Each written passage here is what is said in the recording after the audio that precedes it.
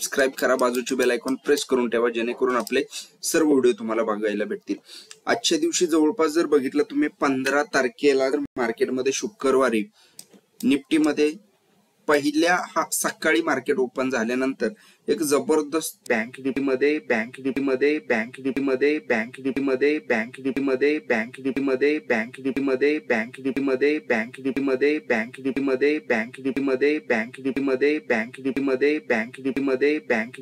एक तेजी आली।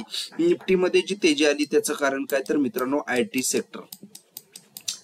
सेक्टर मध्ये जवळपास आजच्या दिवशी एवढी जबरदस्त मुवमेंट होती की जबरदस्त एवढी मुवमेंट मारली आयटी ने की आजच्या दिवशी आयटी इंडेक्स हा 4.5% अपसाइडला गेला होता। आणि 4.5% जर अपसाइडला गेला असेल तर त्यामध्ये तुम्ही बघू शकता जवळपास टीसीएस असेल, टीसीएस मध्ये जवळपास 5.5% एक मोमेंटम अपसाइडला आला टीसीएस असेल। त्यानंतर एलटीआय माइंडट्री असेल मित्रांनो जवळपास 3%, टेक महिंद्रा 3.5% च्या आसपास, त्यानंतर 2.5% विप्रो, त्यानंतर इन्फोसिस जवळपास 5%। मित्रांनो आयटी सेक्टर मध्ये जी मुवमेंट आली 4.5%, तर आयटी सेक्टर मधले हे स्टॉक्स मेजर जवळपास यांच्यामध्ये सुद्धा मोमेंटम दिसून आला। अर्थातच निफ्टी मध्ये जी ही तेजी शेवटला जवळपास 3 वाजायच्या अगोदर आणि प्रत्येक या स्टॉक्स मध्ये सुद्धा 3 वाजायच्या अगोदर जवळपास जबरदस्त एक मोमेंटम बनताना दिसून आला। खास करून टीसीएस असेल, इन्फोसिस असेल या स्टॉक्स मध्ये सुद्धा एक मोमेंटम आपल्याला बघायला मिळाला आणि दिवसभर सुद्धा हे स्टॉक्स तेजीमध्ये होते।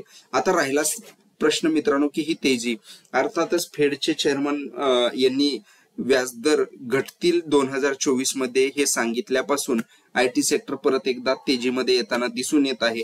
आता राहिला प्रश्न मित्रांनो ज्यांनी बाय ऑन डीप स्ट्रॅटेजी वापरली असेल प्रत्येक स्टॉक्स मध्ये, कुठल्या स्टॉक्स मध्ये जे बिगिनर्स असतील किंवा इन्व्हेस्टर असतील ऍज पर इन्व्हेस्टर, तर त्यांनी जे स्टडी केले असेल कुठे बाय ऑन डीप त्यांना जबरदस्त याचा फायदा होताना दिसून येत असतो। आता राहिला प्रश्न बिगिनर्सच्या मनामध्ये प्रश्न येतो की आयटी सेक्टर असेल, निफ्टी असेल आता वरती पळायला लागलेली आहे, मग आपण अंधाधुंद बाईंग कुठेतरी म्हणजे चालू करतात स्टडी करण्यासाठी। पण जर तुम्ही बिगिनर्स असाल तर एकच गोष्ट लक्षात ठेवा, वेळ ही आपल्याला इथे असते। हा फक्त चार्ट तुम्हाला निफ्टीचा दाखवत आहे।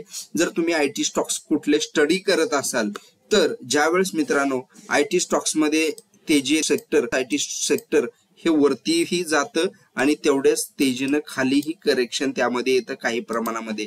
तर मित्रांनो तुम्ही कुठेही स्टडी करत असाल स्टॉक्स बद्दल, आयटी स्टॉक्स असतील, आता हा व्हिडिओच्या निमित्ताने तुम्हाला सांगतो, तर ज्यावेळेस संधी असते, ज्यावेळेस सुस्त अजगर पडलेला असतो किंवा एखादी ट्रेन असेल तर ती उभी असते त्यावेळेस आपल्याला त्यामध्ये बसायला मजा येते, पण धावत्या ट्रेन मध्ये बसायला गेले तर पाय घसरून पडण्याची शक्यता जास्त असते। त्यामुळे कधीही मित्रांनो कुठेही स्टडी करताना वेळ असते त्यावेळेस स्टडी करायला पाहिजे आणि केलेली चांगलीही हितकारक असते, ही गोष्ट लक्षात ठेवा।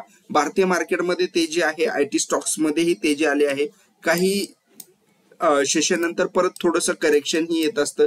त्यामुळे कधीही कुठेही स्टडी करायला जा त्यावेळेस एकच गोष्ट लक्षात ठेवा की थांबलेल्या ट्रेन मध्ये बसायला जी मजा असते आणि जे फायदेशीर असतं ते पळत्या ट्रेन मध्ये बसायला फायदेशीर नसतं, ही गोष्ट लक्षात ठेवा। त्यामुळे आयटी स्टॉक्स मागील काही सेशन मध्ये जर तुम्ही बघितलं असेल थांबले होते, थोडे हळूहळू चालत होते, धडपडत होते, पण अचानक असे काही सुटले की त्याचा परिणाम मार्केटवरती, इंडेक्स वरती सुद्धा होताना दिसला। निफ्टी 50 सुद्धा आपली जवळपास लाईफ टाइम हाय जवळपास 21,500च्या जवळपास गेलेली आहे। अर्थात 50 पॉइंट 60 पॉइंट वरती जरी असली लांब असली तरी ही फिगर आयटीची निफ्टीची खूप जवळ आलेली आहे आयटी स्टॉक्स मुळे आणि सोमवारी ही तेजीत कायम राहिली तर मित्रांनो आयटी इंडेक्स असेल, निफ्टी इंडेक्स आणि खास करून निफ्टी 50 ही नवीन लाईफ टाइम हाय तयार करू शकतो 21,500चा। तर मित्रांनो ज्यावेळेस तुम्ही कुठे स्टडी करत असाल स्टॉक्स बद्दल त्यावेळेस थांबलेल्या स्टॉक्स मध्ये म्हणजे ज्यावेळेस करेक्शन आलेलं असतं त्यावेळेस खूप चांगली ऑपॉर्च्युनिटी असते आणि ज्यावेळेस एखादे स्टॉक्स धावत पळत एकदम 5-5%, 3-3% अपसाइडला जातात त्यावेळेस मात्र आपण हात चोळत बसलेले असतो। ही माहिती आवडली असेल तर नक्कीच लाईक कमेंट शेअर करा व्हिडिओ आवडला असेल तर. पण मित्रांनो एक गोष्ट लक्षात ठेवा, बाय किंवा सेल हे कुठलंही रिकमेंडेशन नाही. माझे सर्व व्हिडिओ हे एज्युकेशनल पर्पज असतात, ही गोष्ट लक्षात ठेवा.